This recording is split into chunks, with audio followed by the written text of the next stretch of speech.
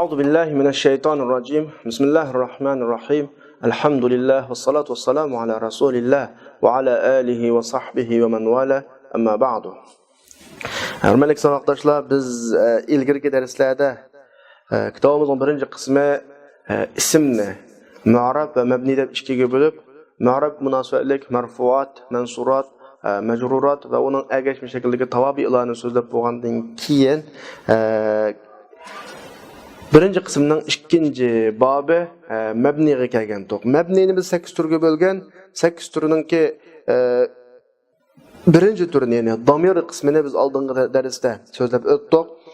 Endi bugungi darsimiz kitobimizning 24-darsi, ya'ni mabnining ikkinchi turi asmaul ishorat, ya'ni ko'rsatish almashlari. Ko'rsatish almashlari. Endi ism ishorat degan mush ko'rsatish almashlari degandan chiqib turibdi. Chunki bizning bir til egasi bo'lg'ach, bizning tilimizda normal ko'rsatadigan so'zlar, ko'rsatadigan belgilar bo'lg'ach, bizga nisbatan qiyin emas. Avu, bu, masalan, bizning egizlarimizda ivo deganda gaplar ham bor. Bu ya, avuya deganda gaplar, masalan, bula, ula deganda gaplar va avula masalan. Bizning tilimizda normal shaklda bo'lg'achqa bizga nisbatan qiyin emas. Dal arab tilidimi? Bizning hozir ko'rsatish almashlari deganimiz shu bu, avu, bula, avula, bu yer, av yer degandek mushu xil ma'ni ifodalaydigan so'zlarni asmaul ishorat deb ataymiz. Majahat sizlarga nisbatan haddan ziyoda qiyin emas. Abtur tushuntiryapti. Ismul ishora, ya'ni ismul ishorat deganimiz bir ko'rsatilguvchini ifodalashni tayinlangan so'zlar. Bu gapni biz deyalaymiz masalan. Sizlar deyalaysizlar, ko'rsatish almash degan nima desa, shu bir ma'lum bir narsani ko'rsatish uchun belgilangan, tayinlangan shu xil ma'noga ega so'zlar ko'rsatish almash bo'ladi. Buning 5 dona so'zi bo'lib 6 ma'noga ishlatamiz. Liman, lisit ma'an degan 6 xil ma'no uchun 5 so'z bor. Biz oldingi darslarda domirni tunishtirgan vaqtida odatda ikkilik domirni birini tashlab o'tib, bir ikkilik domir, ikkilikka erlik, ayollik, ikkilik domirga masalan huwa, huma, hum, hiya, huma, hunadagi humani tashlab o'tsakmi, huma ikki humaga ma'no emasmi? Lekin 6 deydi qo'llanamiz endi. Buni shunga o'xshagan ma'mo 5 so'z, lekin 6 o'rinda qo'llanildi. Buning birinchisi za. Endi avval mishaga vaqtida gapni deb qo'y, arablar muhim qaralgan, boshqalarni askartishga tegishlik deb qaragan yoki tezlikni taqozo qiladigan o'rinlarda hani qo'shib qo'ydi. Hani yoki keyniga kafni qo'shib qo'ydi. Esingizda bo'lsin. Ya hani qo'shib qo'ydi, ya kafni qo'shib qo'ydi. Ha odatlikcha askartish, ogohlantirish. Kaf sal yiroqroq, bunda shakldagi askarchilik. Unda o'ganda menga zot sayron qolmanglar. Oldiga hani qo'shsanglar, hada bo'ladi. Ya'ni hada. Biz normal qo'llanayotgan hada. Shu zot shu. Bu erlik birlikni ko'rsatadi. Hada shu. Aha, asli so'zning tarkibi emas. Kin qo'shilgan ogohlantirish askartish harfi. Odatda boshquruvlarda qo'shilib qoladi bu. Zani, zeyni oldiga ha qo'shsanglar, hazani, hazayni. Ya'ni boshqilish holati, raf'lik holati alif bilan hazani yoki igilikli tushungilish holati ya bilan hazayni. Ya'ni bu muzakkarining ikkilik uchun qo'llaniladi. Bu gap oddiy. Ta, ti, zi, ti, zihi, tihi, zihi deganlarning hammasi shu qabila va tilning har xil shivlarida qo'llaniladigan ayollik birlik, lil mufrad muannasligini birlik uchun. Buning ichidagi bizga eng ko'p fushhat tilda masalan ya kitoblarda normal qo'llanib o'g'itayotgani 1 2 3 4 5-inchisi yana zihining oldiga hani qo'shsanglar hadihi. Biz odatda normal til o'rgatgan vaqtimizda hada bu, hadihi ayollikning bo'zi deb o'rgangan. Qog'ollarimi keladi masalan. Hati, hadihi, hati, hati degandek shaklda keladi. Lekin eng ko'p qo'llaniladigan o'lchamlik bunda fushhat tilda qo'llaniladigan shu zihi, hadihi. Anog'ani chiqdiki haza, hazani, hadihi chiqishna. Anikin 4-inchisi hatani, tani va tayni dedi. Amaliyat oldiga ha qo'shsanglar, hatani, hazatayni keladi. Bu ayollikningki ikkilik uchun. Endi ulai. Mavlana mat qasrlandigini ula deb keladi, ulai deb keladi. Erlik ayollik muannas muzakkar ko'plik uchun ishlatildi. Buning oldiga shu ha qo'shsanglar nima bo'ladi shundan ha ulai bo'ladi. Hammanglar bilasizlar, masalan sizlar dursul lug'at yoki al-arabiyya bayniyada shunga o'xshagan boshqa kitoblarni o'qigan til nuqtasidan hammasi sizlarga tunjulab o'qitadigan dars. Birinchi kunlik dars hada, hadihi, haulai. Hemen bilisizlar. Beşideki ha eskertişinin hası, sözünün asli tüp yıldızı za, anıkin ta, şunama, yaki zihi degandek, yak ulai, muşla. İşkilik şekilde yanlışlık kılalaydım. Anıkin mındak bir sözler uçurgansılar, zake. Mesela take degandek. Ulaike degandek. Bu nima desa men bayatdan dedim. Askarti sharafi ba'zi oldiga ha orqali qo'shiladi, ba'zi keyingi kap orqali qo'shiladi. Oldiga ha orqali qo'shilsa, bu yaqin ifodalar, oddiy yaqin ifodalar o'rinlarni ko'rsatsa, yaqin narsalarni ko'rsatsa, keyinga kap qo'shilsa, yiroqni ko'rsatadi. Shu bo'yicha qurashtirib baqinglar. Hada hadihi. Shunama. Lekin hadani hatani. Haulai. Mana Mavlanın hammasi biz o'rgangan yaqinni ko'rsatish vositalari. Endi keyin shuna kap qo'shanglar. Zaka, shunama, zanika. Tilka. Tilka ne chiqdi desang, tin chiqadi. Oldiga lam qo'shish masalasi keyingi masala. Undan keyin ulaika. Keyinga kap qo'shsanglar, ulaika bo'ladi. Tanika yak ulaika. İşkilikə tanika, köptükə ulaika. Keyingi qapı. Əminət, həmmisi biz burun oylaşmasdan ha ulai. Bunlar ulaika ağlar.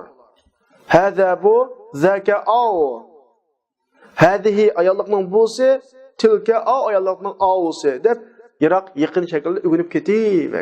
Əməliyyatı sözünün tüp yıldızı, hazır biz sözlügən 5 şu. Ən axırqısı işkiga manğan muvaçqa 6 xil mənağa kullanılmalıdır. Endi Abdurrahim bu gapni deb qo'yibdi, qaranglar. Vaqat tulhaqu bi awailiha. Bularning beshiga ba'zida askarchining hasi qo'shiladi. Hada haula. Ba'zida emas, davomli shuni ishlatamiz, masalan, bu sahatilda.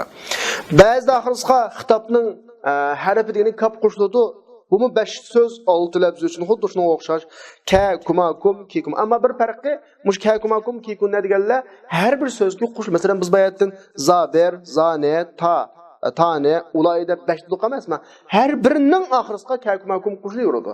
5 ga 5dan qo'shilsa 25 so'z shakllanadi masalan. Masalan, qo'shib baqayli zaka zakuma zakum zaki zakuma zakun. Hammasi bunga chiqadi. Bu odam bir bo'lsa-mu, lekin anglovchining ko'pligiga qaratib, keyingi kapning siyg'alarini o'zgartirsa bo'ladi. Masalan, ikkidan bo'lib qolsa, anglayotganlar, men ko'rsatgan narsa emas. Ko'rsatgandan bir, lekin men anglayotganlar ko'p bo'lib qolsa, nima deyman? Zakum. Zakum degani bir odamni ko'rsatdi, ko'p odamga deyilgan bo'ladi bu gap. Qashimda 2 odam bor. 2 odamga men bir odamni ko'rsatib qo'ymoqchi bo'lsam, nima deyman? Zakuma. Kuma qashimda 2 odamni ko'rsatdi, za bir odamni ko'rsatilgan. Mushunga o'xshagan turlansa bo'ladi qog'oyada. Ulaika, ulaykuma, ulaykum, ulayki, ulaykun degandek. Mush shaklda.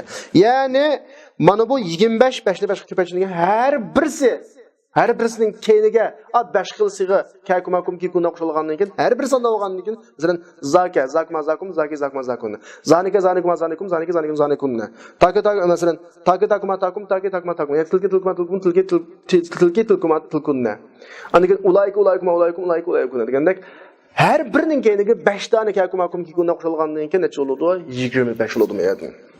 Qağallarını şübheden çıkarsanlar buludu. Ondan keyin bizim normal istemal kullanışımızda za, yani haza degeni yaqin üçün, zaka oturhal üçün, zalika lam qo'shilsa yiroqni ko'rsatadi. Shu bo'yicha tushunilsa buludu. Shuni bilan ko'rish almash masalasi tugaydi. Shuni bilan boshqa alohida tarafi yo'q uningki.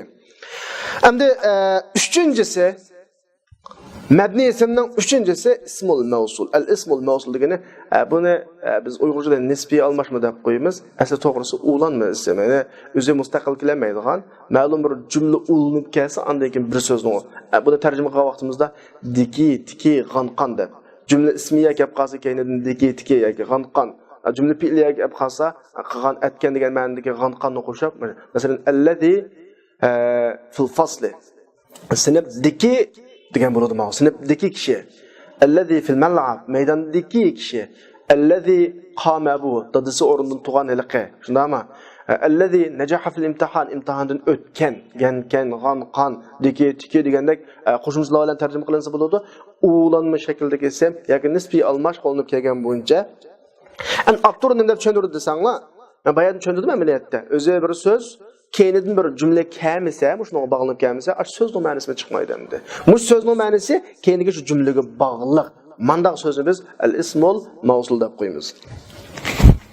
Abdur nima deb tushuntirdi buni? Ism mavsul deganimiz ismun la yasluhu an yakuna juz'an tamman min jumla. Şunda bir isim ki cümleden to'liq bir parça buluş çıkarmaydigan cümlenin bir birligi bulanmaydı. İgi bulanmaydı, xabar bulanmaydı demek bir söz bulanmaydı o söz. Özü söz. Lekin söz bulanmaydı. İlla ki bisilatin ba'da özden kim kelgan sili bilen. Özden kim kelgan sili bo'lmasa cümleden to'liq bir söz bulanmaydı. Endi keyingi qildigan halaqa silisi keyingi qildigan o'lish qilgan jumla qanday jumla desa, jumla ismiya, jumla fi'liya deganlar shu, ya'ni jumla xabariya. Ammo a keyingi qildigan jumla asli mustaqil bir jumla, u mustaqil keladi. Ma bir so'z, mush so'zning so'z bo'lishi uchun mush jumla kerak. Ammo ishni bog'lash uchun ma jumladan ma'lum bir mazmun ma'noga bog'lanish kerak. Ya damir ya u ya bu degandek masalan. Ya'ni la budda min aidin fiha ya'ud lil mawsul. Mawsulga qaytadigan shu jumlada bir aid qaytquchi mazmun bo'lishi kerak. Masalan allazi o'xshash ja allazi abuhu alim desa, dadisi olim odam keldi desa, yoki olim odam deb odam allazi g'am kishi deganni ifodalash uchun abu alim kemis bo'lmaydi. Abu alim allaziga qanday bog'lanib qolsa hu zimir bilan dadisi degan zimir bilan bog'lanib qoldi. Yoki qama bu dadisi o'rnidan tug'an kishi keldi desa, g'anqan allazi mushu allazi degan bir adamlikni ifodalash uchun abuhu degan zimir bilan aqama abu ikkisi allaziga bog'langandan keyin andan bir so'z bo'la oladi bu. Xo'sh, mush buncha aytgan vaqtida ism mavsulni tushundik. Ism mavsulning turlari qaysi? Ism mavsul 9 turli, 10 turlik bo'ladi. Birisi allazi hammalarga tunishliq, erlik birlikni ifodalaydi. Jumlada kelgan vaqtda tarjimasi keyindagi jumlaning ahvoliga qarab turib, bayatni deganimdek g'an, qon, gan, kan, diki, tiki, bo'lgan, atgan, andoq mundoq deb qo'shimchalar bilan andan keyin keyiniga kishi, atgan kishi deb mana shakl tarjima qilamiz. Allati ashundan ayollik shakli bu bizning jumlalarimizda bek ko'p uchraydi. Arablar eng ko'p qo'llanadigan so'zlarning birisi.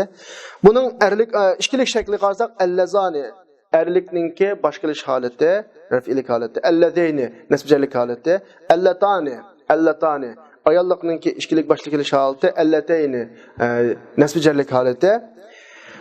Ma allazi bilan allatining ikkilik uchun raf'ilik holat alif bilan nasbjarlik holatda nim bilan ya bilan buni i'rob masalasini sizlar bilasizlar. To'rtinchisi allai vallazina muzakkar ko'plik uchun buning ichida vallazina eng ko'p ishlatiladi. Vallazina ko'p ishlatiladi. Al-ula vallazina. Al-ula asosan bak ko'p ancha-muncha gap qolmasa ko'p ishlatilmaydi. Beshinchisi allati vallawati vallahi ayollikning ko'pligi uchun Allawati bu ko'p ishlatiladi va ushul asosan o'rtaq ishlatiladi bu. Andan 6-yetinchisi manlan ma. Bilasizlar, man aqlliqda odamlarga aqlliq narsalarga ishlatiladi, ma jonsiz aqlsiz narsalarga ishlatiladi. Ma'nosi shu o'xshash, allazlar o'xshash. Buni kim, nima degan ma'nosi istifhom ma'nosi, lekin ism mavsul ma'nosi shu g'anqon diki, bunda qilgan, bunda aytgan narsa degandek. Bu hammasi uchun bo'ldigini hammani o'rtaq ifodalaydi. Ayyatu degani erlik va ayollik shaklda bunda qaysi, bunda qilgan qaysi, bunda aytgan qaysi.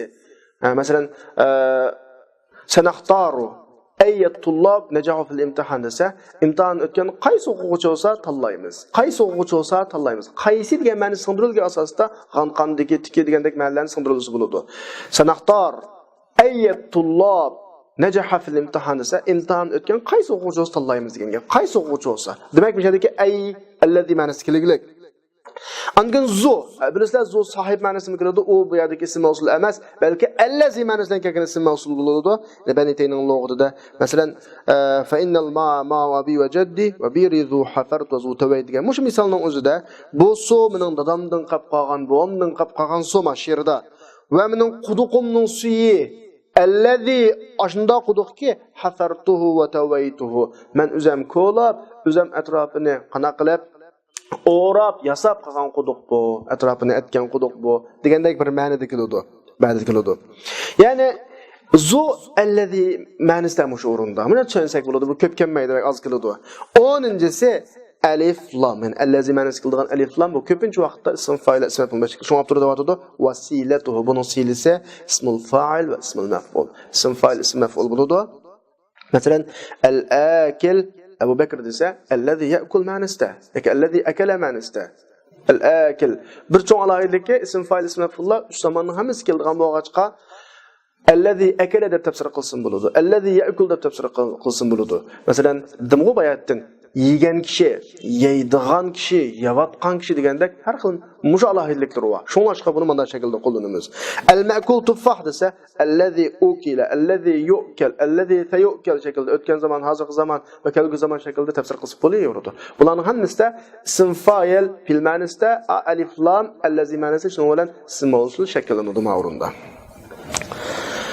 Lekin biz bayatın bir misalını ko'rdik. Va biri zu hafart va zu tavaytda anda quduq ki men uni ko'lgan, men uni yasagan atrofini. Ya'ni hafartu hu, keyin huzmirdan birisi var. Biz iyi bayatını dedik. Çoqum cümleden allaziga qaytadigan birdan damir kerak emas, lekin damir tashlandi ma'runda. Bu qanday gap desa, Abdurdavatda shu labzdan oyatni tashlash durust. Agar oyat qaytadigan damir maf'ul bo'lib qolsa. Masalan, qamallazi akramtuhu aslisi. Men hurmatlagan kishi o'rnidan turib, endi mangda 2-3 kun ikrom qildim, endi hozir yo'lga chiqyapti demoqchi bo'lsak, akramtuhu aslisi. Lekin o'zimdan tashlasak bo'ladi. Tabiiy jumladan tushuniladi. Xo'sh. Gap tugadi, ism mavsul masalasi tugadi. Ammo mishada biz hozir mabnining bayonida mayli bayatdan qamazmullah ism ishoratlar za, zani, ta, tani, ula degandeklarning hammasi bo'lsin. Yoki hozir so'zlagan allazi, allati, allazani, allatani, man, ma, ay deganlarimiz bo'lsin asli mabni. Biz mabni qazara so'zlayapmiz. Mabni degandan keyin lam grammatikalik o'rnida qanchalik o'zgarib ketsin, buning labzdan nima yuz bermaydi, o'zgarish yuz bermaydi degan gap. Illaki shuning uchun bir silam bor. U bo'lsa-mu va alam bilginki ay va ayya mu'rab. Fa'il holatda ayyu maf'ul holatda ayya. Lekin uning silisninki 5 tashlangan vaqti. Silisning 5 tashlansa degani keyin keladigan jumlaning bir bölüge taşıngan bo'lsa, shu vaqtida mabni. Masalan, summa lananzi'anna min kulli shi'atin ayyuhum ashaddu 'ala ar-rahman itiya. Hamma bilasizlar, aydin keyin ism mavsullardan keyin mubtada xabar yoki fil fa'il kelish kerak. Qarab baqsak, ayyuhum din keyin ashaddu 'ala ar-rahman itiya deb lam xabar keldi, mubtada bilak yo'q. Endi mubtada bilak tashlangan asisi ayyuhum huwa ashaddu 'ala ar-rahman itiya. Huwa tashlangan. Mushu vaqtida anaki mabni bo'ladi. Şuңашqa lananzi'annaning maf'ulun bihsi bo'lishga tegishli ayya nasb qilmasdan bizning mabnilik altini saqladi yoki rafi o'qildi. Shuning bilan bizning bugungi darsimiz tugadi. Darsimizning oxiridagi tadbiqot bak muhim darsning oxirida takrorlaymiz. Ma aqranlikka shu hozir o'tilgan 24-darsninki ma serqranlikni sal turib o'qiymiz. Yani 25-darsninki serqranlik aqranlik taraflarga qarab, sizlar butun ismi ishoratlarni, undan keyin ism mavsullarni shu yerni qanaqa qilishingga chiqib, amaliy ism ishoratning 5 turininki har birisining misolini ko'rib o'tishingiz kerak. Ism mavsulninki hozirgi turlarga ma tadbiqotdan chiqmaydigan turlarini boshqa yerdan tadbiqotdan chiqib tadbiqotdan ko'rib o'zlashtirib olingan. Shuning bilan 24-darsimiz tugadi, endi 25-darsga kelaylik. Mabnininki 4-qismi asmaul af'al. Yani kitabımızningki 25-darsi mabnining 4-qismi asmaul af'al. Endi biz darsimizning 5-ida arab tili jumlalari tarkib topadigan 3 xil so'z turkumini bayon qilib o'tgandik. Ya'ni bir jumla ismdan, fe'ildan, harfdan iborat 3 xil so'z turkumidan shakllanadi. Buning ichidagi ism deganimiz nima desa, o'zi mustaqil bir ma'noni ifodalaydigan, zamonga oid bo'lmagan bir so'zdir arabcha ta'rifatda. Ammo uning biz shu vaqtda uyg'urcha izohatini bilib, odam va narsalarning nomini ifodalaydigan, uning bir qancha xil alohidliklarini so'zladik. Fe'il degan nima desa, kitobimizning o'zida o'zi mustaqil bir ma'noni ifodalagan ma'nosi zamonga tava deb kelib, buni uyg'urcha degan vaqtimizda harakatni ifodalaydigan dedik. Arabchada amaliyotda fe'lning xarakteri shu hamda hudus, tajaddud degandek bir uqumlarni ifodalaydi. Buning alohidliklaridan modi, mudori, tasrif qilinishi degandek bir uqumlarni so'zlab o'tdik. Endi arab tilida mandaq bir so'zlar bor. Mandaq bir so'zlar. Labzi jihatdagi alohidliklari, jumladagi qurilma, birikma ahvoli ism shaklida. Yani isimning alohidliklari bor uningda. Masalan, tanvin kiradi degandek, turlanmaydi degandek, masalan, jumlada ma'lum bir bilakninki egasiga xabar bo'ldi degandek, shakli jihatda ismning xarakteri bor. Ma'no jihatda fe'lning xarakteri bor. Ya'ni harakatni ifodalaydi. Bir zamanga tava, qaysi zamanga tava bo'lsa bir zamanga tava ma jihatda. Lafzi ism, ma'nisi fe'il. Cümlede ekersek, lafzi jihatda, grammatik jihatda ismning rolini o'ynay oladi. Ama ma'ni jihatda fe'lning rolini o'ynaydi. Ma xil shakldagi so'z turkumini grammatik ulamolari asmaul af'al, fe'l ismlari. Fe'l ismlari deganimiz lafzi ism, ma'nisi nima? Fe'l. Endi buning ma'nisi fe'l. Ma'nisi fe'l bo'lgandan keyin fe'l bo'lish kerakdi. Lafzi o'zgarish kerakdi taraf-tarafdan. Masalan, xuddalaqi madi mudariqa o'zgargandek. Ammo bu unda emas, o'zgarmaydi. Ya'ni turlanmaydi. Shakli lafzi jihatdagi butun alohidliklari nima? Ismning alohidliklari. Shuning bilan buni ismga tava, fe'lga tava qilamiz ma'ni jihatda, lafzi jihat ismga tava qilamiz. Chunki buning asosiy cho'ng alohidligi, ya'ni lafzi jihatdagi bo'lib, bu butunlay ismning xarakterida. Lekin biz ismlarning ichidan mu'rab, mabni deb ikkiga bo'lib, mabni degan nima desa, mabni ismlar deganimiz mabni asli mabnilarning xarakteridan biri xarakterini o'ziga olgan degaydi. Ama bunun da asli mabnining xarakteridan biri xarakteri emas, mabnining ma'nosi ham bor bunda. Ya'ni fe'lning ma'nosi bor. Demak, ma'nosi mabni buningki. Lafzi nima? Ism. Ma'nosi fe'l, lafzi ism. Unda olgandan keyin ani ismlik tarafi ojizlashdi. Ismlik tarafi ojizlashib, fe'llik tarafi kuchlangan bo'lg'achqa, ammo buni fe'l degan olmaydi. Shunga buningga odatdagi ismga o'xshash mu'rabni qilmaymiz, balki ismlik tarafini ojizlashtirib, mabni ism degan turga bo'lib bir ders ajratdik. Yani bugünkü dersinki mabnining 4-qismi asmaul af'al. Ana o'g'ani xulosalı o'tayli. Asmaul af'al degan nima desa, lafzi ism, ma'nisi nima? Fe'l bo'ladigan so'zlarni asmaul, yani fe'l ismlari deymiz. Endi buning o'xshamaydigan, ismlarga o'xshamaydigan, fe'lga o'xshamaydigan bir alohidligi, bir so'z bir xil fe'l ma'nida kelsa, xuddi fe'lga o'xshash turlanib, yana bir xil fe'l zamon ma'nosiga o'tmaydi. Masalan, daraba desak ma'zi emasmi? Darabani yadribu qilib bo'ladi. Idrib qilib bo'ladi. Lekin asmaul af'alda bir so'z bir xil fe'l ma'nosida keldi, shu fe'l ma'nosida qo'llanildi, ikkinchi bir fe'lga turlanmaydi. O'g'anda asmaul af'allarning ba'zisi ma'zi ma'noda keldi. Bas, ikkinchi bir shakli yo'q uningki. Ba'zi fe'llar mudori ma'noda keldi, ikkinchi bir shakli yo'q uningki. Ba'zi fe'llar amr ma'nosida keldi, ikkinchi bir shakli yo'q uningki. Mushular ajihatda bu ismning xuddi rajul bo'laq zaman tamomlagandek ism xarakterini saqlash, ammo ma'ni jihatda ma'lumoti ma'nosida, yana birisi amr hozirgi zaman o'lchim ma'nosida hozirgi zamonga tava, yana birisi kelgusi o'lchim zamonga tava degandek bir xil uqum bilan ayrim shaklda keladi. Mush nuqta bilib olsanglar. Xulosalı o'tayli, ism fe'l degan nima desa,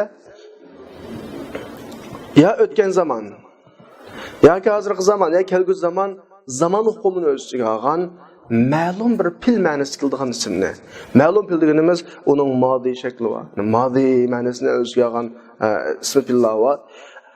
Amr ma'nosini o'z ichiga olgan ism fe'llar bor. Mana ikki turi eng ko'p qo'llanadigan turi.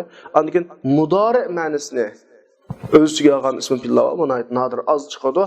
Demak, har qanday bir so'z, ism, modi, mudori, amr ma'nosida kelib qolsa, bunda ismlarni biz ismul fe'l deymiz. Abturmu qana tushunsanlar, yengil asosda ismul fe'li, ism fe'l deganimiz kullu ismin, har qanday bir ism bo'lib, yakun bu ism amr ma'nosi bilan yoki modi ma'nosi bilan. Ammo amr, modi ma'nosi bilan deb qo'ydi. Bu ko'p g'oliban ehtimolda shunda. Ammo ba'zi vaqtda mudori ma'noda muqana qiladi, keladi.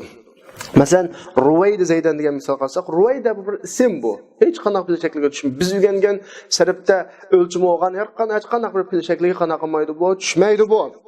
Ammo buni ma'nosini tarjima qilsak, bo'ldi Zayd vaqt va degan gap. Amhil Zaydan degan ma'noda. Bo'ldi qo'yib qo'y uni. Va qistima uni, tutma uni, qo'yvat, uning vaqti va kutgan degandek ma'nolarda keladi. Masalan, bu qarmoqqa amrlar ma'noda bu. Heyhate Zeydun dese, heyhate dese Zeyd bek yiroqlashib ketdi. Bek yiroqlashib ketdi. Qarmoqlam tarjimasi yiroqlashib ketdi. Ya'ni ba'uda mazi ma'noda bu, lekin so'z ism shaklida. Haum iqra'u kitoyaka. Haum iqra'u masalan xuzu tutinglar degan ma'noda. Bu bir haum. Hayya ala salati hayyani o pildan turlayolmaymiz. Qaysi pildan chiqqandu deb. Bu bir ism. Lekin onun ma'nosi aqbil, ajil, kila, oldira, namozga kelinglar degan ma'noda bo'ladi masalan. O'zi ism, lekin amr ma'nosida. Makanak degan gap turadi degan gap, jim turadi, usbut. Masalan, birisi menotga bo'lsa makanak dedi. O'rin turgan bo'lsa makanak, o'tta degan gap yani. Ya'ni ilzam. Yoki usbut degan ma'no. Anikin alayka adat har qanday jumlada qo'limizga alayka. Alayka anta fa'alaka degan alayka al-kitab, masalan alayka al-ustaz, ustozni chang tot. Ustozni qo'yib etma degandek ma'nolarda masalan. Undan boshqa yuqorida keltirgan misollarning hammasi mazi va amr ma'nosida ism fillah. Masalan vayh deb qo'yamiz, ata'ajjab ma'nosida, deb qo'yamiz, atawajja' ma'nosida. Masalan namozimizda amin deb qo'yamiz. Ya'ni istajib duana ma'nosida masalan. Bularning hammasi ism fillah, lafzi ism ma'nosini mo'pil. Bu mo bizningki mabnilarning qatoridagi bir xil so'z turkumi. Xolos, shuni bilan masala tugidi. Simpilning gapi tugidi. Endi to'yanda bir bilik qoidalar bor. Yuqorida biz olgan misollarning hammasi samoi. Samoini qayta tushunsak bo'ladi-ku. Arablarda qo'llanilib, shu xil ma'nolarda ishlatilgan, ammo uningga o'xshatib biz so'z tuzganmaydigan, mandaq jetgan vaqtda qoidalashmagan ahvollar. Endi simpilning qoidalashgan ahvollari bor. Qiyosiy qoidalashgan degani özümüz şu qoidaga asosan boshqa shakllarni tuzib ola olamiz. Masalan, walahu waznun qiyasi, ya'ni simpilninki nimasi bor? Qiyosiy vaznisidan birisi bor. Qiyosiy vaznisidan birisi bor. U osmo faali. Ya'ni sulasi mujarratın her qanday bir pilni faali ölçümünde çıkarsak, sulasi mujarratın her qanday bir pilni faali ölçümünde çıkarsak, bunun emir ma'nosi chiqadi. Masalan, nazala yanziludun nazari, inzil ma'nosida masalan. Taraka yatrukudun taraki, otruk ma'nosida masalan. Mushumu nimaning bir ölçümü? İsim filninki qiyosiy ölçümü. Xalqan chiqarib olsanglar bo'ladi. Mush shaklda. Xo'sh. Endi bu yerda mundaq bir gap masala tugaganda, mundaq bir gap uchrab qoldik. Ya'ni faalidan if'al shaklda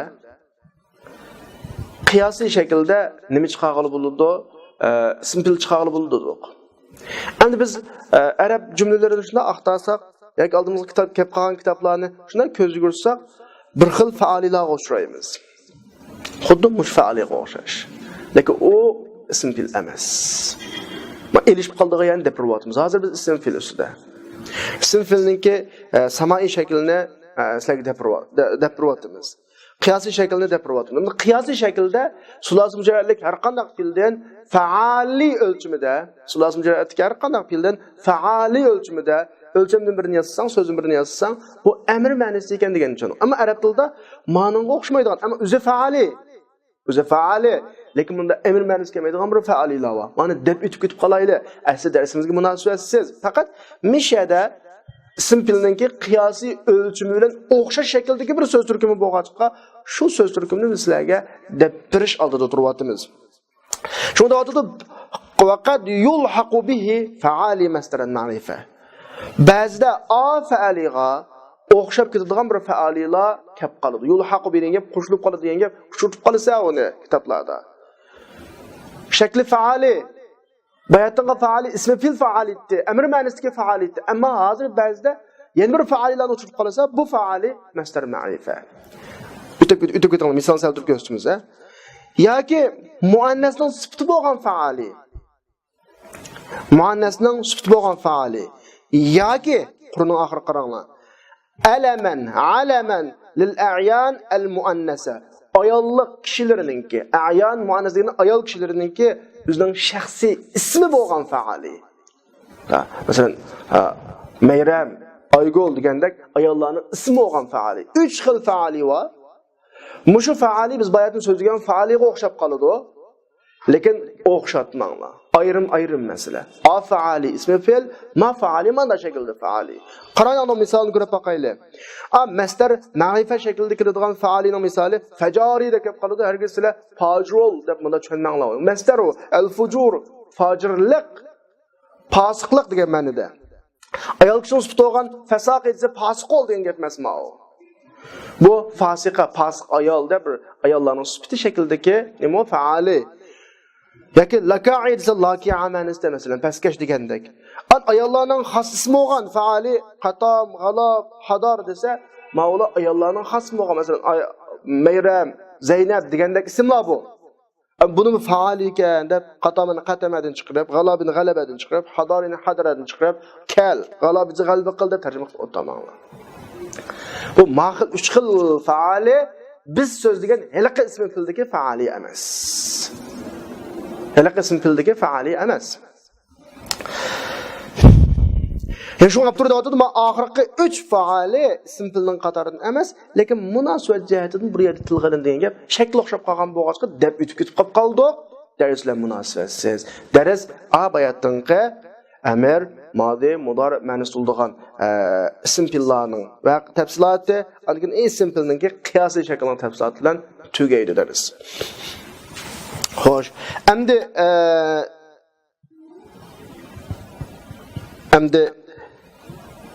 5-chi tur.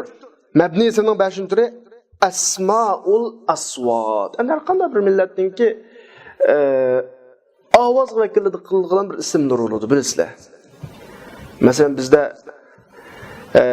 mushukni do'rmoqchi bo'lsak, miyang miyang deymiz masalan, yoki miyav miyav demdoq. Qushlarning sayrishini do'rmoqchi bo'lsak, vichir vichir deymiz masalan. Qog'ining sayrig'ini do'rmoqchi bo'lsak, g'aq g'aq deymiz. Va yana boshqa hayvonni do'rmoqchi bo'lsak, har birisininki ayrim bir ismlar bor. Endi yana bir millatninki o'xshamaydigan bir xil talaffuzlar bo'ladi masalan. Masalan, arabchada qushni do'rmoqchi bo'lsa, siv siv deb do'raydi masalan. Biz vichir vichir deb do'raymiz masalan. Ashuna vichir vichir bizning qushlarning ovoziga qo'ygan bir ism. Arablardagi siv siv siv siv qushlarning ovoziga qo'ygan ism. O'xshash bir ovozni bizning tuyg'umiz, do'rishimiz o'xshamaydi endi. Lekin hayvonlarni chaqirishda biz mushukni chaqirmoqchi bo'lsak, pash-pash deymiz masalan. Atlarni aytmoqchi bo'lsak, cho deymiz masalan. Tuglarni cho'ktirmoqchi bo'lsak, cho'k-cho'k deymiz. Arablarning ham o'zguchliq, shularni do'raydigan yokilarga ovoz qiladigan bir ovozdir bo'ladi. Shu xil ovozning masalalari. Biz bir narsaning ustidan tushib ketganda taraqq deb tushdi deymiz, taraqq deydi. Arablar nima deydi, boshqacha deydi. Biz bir odamni vangga deb soldi deymiz masalan. Bular taq deb bunda ataydi masalan.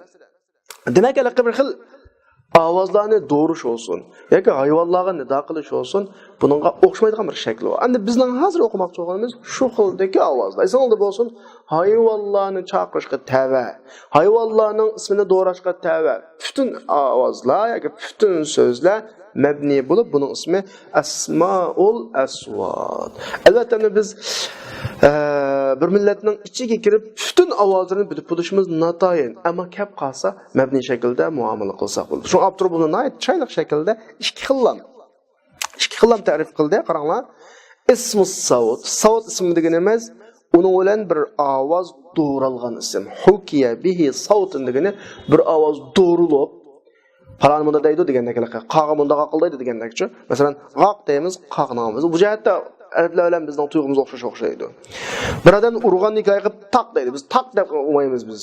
Vang'i da salamiz yoki guppi deb birini sal deymiz. Masalan, bir toshninki ba'sining ustiga tushgan qilib taq deb biz turkon qilib manda deymiz masalan. Toshlar turkon qilib tushdi birisining ustiga degandek manda ataymiz masalan. Ma bir xil ta'rifatma Ev yoki şunun orqali hayvonlar chaqiriladigan bir ovozimiz bunda. Hayvonlarni chaqirish. Masalan deyli, naq desak, tugini cho'ktirishni. Mujno o'xshash ismlarning hammasi bundan keyin kelib qolsa, ismu savt shaklda muomala qilinsa bo'ladi. Ismu savt shaklda muomala qilinsa bo'ladi. Bular hammasi mabni. Bununla i'rob berib yoki mubtada holatda raf'ilik, mansubat holatda nasbilik shaklda qo'llan. Bir xillar. Qanday kelgan bo'lsa, ba'zi sakin shaklda keladi, ba'zi harakatlik shaklda keladi. Qanday shaklda kelgan bo'lsa, shu bo'yicha qo'llanib o'tib ketsak bo'ladi. Shuni bilib olsak bo'ladi, cho'ng ish yo'qmi? 6-turga kelsak, murakkabat. Biz kitobimizning 5-ida g'ayri munsarif babida murakkabatni bir nechaga bo'lgan. Sifatlik birikmalar. Majnun alimun o'xshash. Bu mababdan emas. İzofatlik birikma Abdullohga o'xshash. Bu mahil shakldagi birikma emas endi. Yoki isnotlik birikma Zaydun Qaymga o'xshash. Bu mababdagi birikma emas.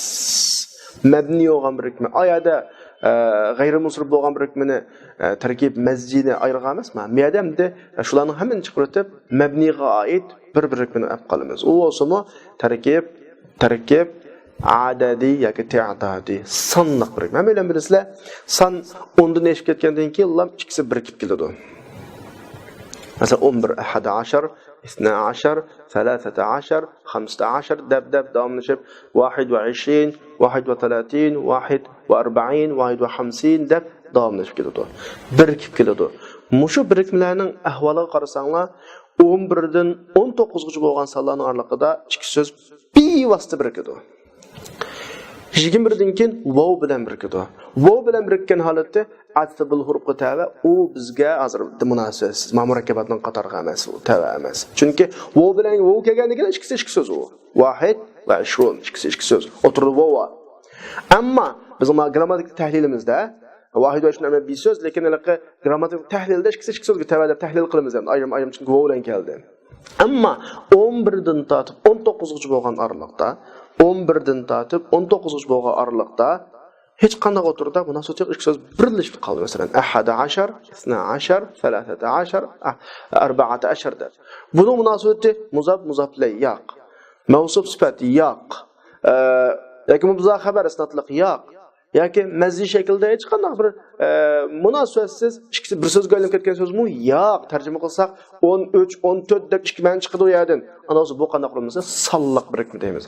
Mush yerda bizga bugungi darsimizning munosabatlik bir taraf bor. U o'smi mabni bo'ladigan bir taraf bor. Anglaylik.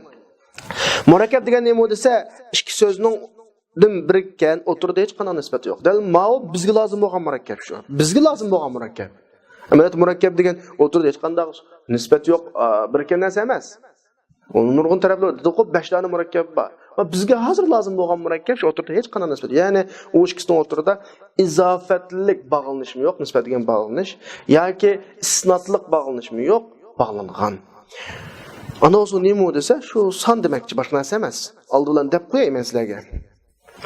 Agar ikkinchi juz'iy shu murakkabningki harfni o'ziga ozligini agar harf bo'lib qolsa, ya'ni bayatning bir og'iz gapim dedim, vahid va 20 da vahid bilan 20 vav bilan birikdi. Shundami ya? Vav bilan birikdi.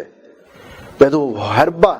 Endi 11 dan tortib 19 bo'lgan sonlarni harf bo'lishi kerak, lekin yo'qib qoldi. Lekin yo'q desa bo'lmaydi. Chunki cho'qim bir 11 deb ikki ma'noni ifodalaydigan bo'lg'achqa, 1 bilan 10 ni bir yerga bog'laydigan bir bog'lovchi. U o'smi vav. Anaqa vavning lafzi bo'lmagan bilan ma'nosi bor. Shuning ikkinchi juz'i harfni o'z ichiga olsa, ikkilisini fathiga mabni qilish vojib. 11 dan 19 gacha. Vav ba ma'nan lafzan bo'lmagan bilan shunga 11 dan tortib 19 bo'lgan sonlar hammasi mabni 12 dan boshqa. Ahada ashara zivar ikkilisi mabni. 13 zivar ikkilisi mabni. 14 19 gacha 19 hammasi mabni. 12 mabni emas. Nima uchun? Yani biz mabni ismga qayta to'g'ri keladi. Mabni ism nima uchun mabni bo'ladi desa, asli ismlar bo'ladigan mu'rab bo'lish kerak. Mu'rab ismning asli xarakteri mu'rab. Ammo ismda bir ismning tarafi ojizlashib, mabnilik tarafi kuchlanib qolgan vaqtida andagi mabni bo'ldi. Yani harfni o'ziga olib qo'yib mabni yo'qoldi dedik. Endi isna asharaga qarab baqsak, ayrim tahlil qilsak, 12 sondan tarkib topganda bu isnani ashara. Qog'allarda hamilsak, lekin mushunga kelgan vaqtda nun tushib ketib qolgan. Isna ashar. Nun nima tushib ketdi? Tushib ketgan ish qilib. Aslında muzab bilan emas. Lekin ishkilikning o'rni muzab bilan tushib ketdi. Lekin muzab bilan emas. Lekin tushib ketdi. Muzab tushib ketganligi ma ikki sonni isna-asharni xuddi muzab bilandek holatga keldi. Ma'ning lafz jihatda muzab bilan o'xshab qolganligi uchun buning ismlik tarafi kuchlandi, xarakter jihati ismlikka tortib ketdi. Shuni bilan mabni qilmay mu'rab qilib qoldik. Shunda o'tdi. فإنه معرب bu 12 معرب musannaga o'xshashlar. Xo'sh, bu gap tugdimi? Endi murakkablarning 5 murakkab bor-ku. Son murakkabni biz mabnining qatoriga tiqib bo'ldik 11-19. Yana birisi qarab baqayli. Agar ikkinchisi harfni o'z ichiga olamiz degan endi tarkibi mazji, ya'ni imtizoji, aralashma, ya nisbat yo'q, ya izofat yo'q, ya sonliq birikma yo'q. Ikkisi kiflan birisi bo'lib qolgan birisi lavoq. Bu harfni o'z ichiga olmoqlik qanday? Buningda 3 xil tilba degani 3 xil shivba yoki 3 xil qoida bor. Uning eng fasihsi birinchisi mabni qilish, zabariga ikkinchisiga i'rob berish.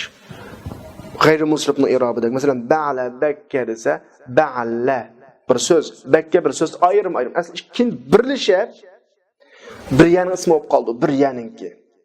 Mana holatda birinchi so'z zabariga mabni bo'ladi. İkinci sözge biz aşadım deb o'tgan g'ayri munsirib qilib muomala qilib Diyarbakirga o'xshash masalan. Amaliyat bir so'z bu ikkisi-chi. Birinchisini mabni qilib o'tishimiz bir so'zning bir parchasiga aylanib ketdi. Biz uni hozir har guzmi ba'la ayrim ism, baka ayrim ism muomala qilmaymiz. Shunga ba'la zabarga mabni, ikkinchisi g'ayri munsirib shaklda i'rob berilsa bo'ladi. Shuni bilan bugungi darsimiz oxirlashdi. Darsning oxirida o'quvchilarimizga, ya'ni kundagidek tavsiya qildiğimiz dersning tadbiqot qismiga alohida ko'ngil bo'lsa, doskudagi oq rangliklari 24-darsninki tadbiqotlari, sariq rangliklari 25-darsning tadbiqotlari, ismi ishoratlarga munosib tadbiqotlar 25-darsda asmaul af'al, aswat Andaki murakkabatga munosabatlik tadbiqotlar o'quvchilarimiz tadbiqotlarga alohida ko'ngil bo'lib darslarni o'zlashtirishga tirishsa, shuning bilan bizning bugun darsimiz shundan oxirlashdi va oxiru da'vana alhamdulillahi robbil alamin.